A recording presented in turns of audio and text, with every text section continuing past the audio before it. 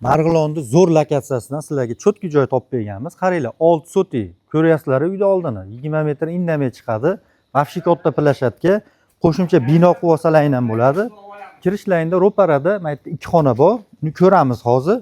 Bu narsalar bilan navesda olib chiqib ketishar ekan, ishlab chiqarishni boshqa yoqda davom etkazishar ekan.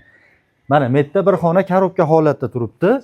Qo'shimcha mana yerga mana sanuzulga moslab berishgan, hammom, tualet alohida qilib berishgan. Uyimiz ichini bitta ko'ramiz endi. Mana yerda mana bir xona vafshi katta, pechkalar ishlab turibdi.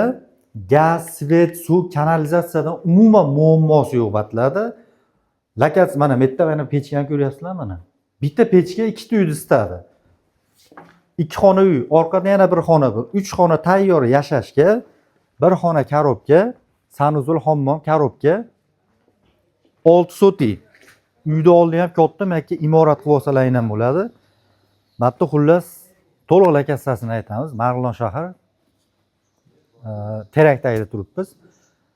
Mana shu Rovotdan chiqib 10 qo'lga yursa 50 metrdan keyin qabriston keladi, Terakdagidagi masjid keladi. Shu Dorug'dan chap qo'lga yursa Terakdagining sentriga chiqamiz, qo'saqxonaning yoniga. 1 sotigini $10,000 deyishyapti egalari. Xullas egalariga pul zarurlikdan sotishyapti. Hindistonga operatsiyaga pul zarur ekan akamizga. O'shunga 1 sotigini $10,000 dan bemalol pastki raqamlarga telefon qilib, kelib, ko'rib, egalar bilan baraka qilishlari mumkin. Baraka Villa sizlarga shunaqa chiroyli joylar topishda davom etadi.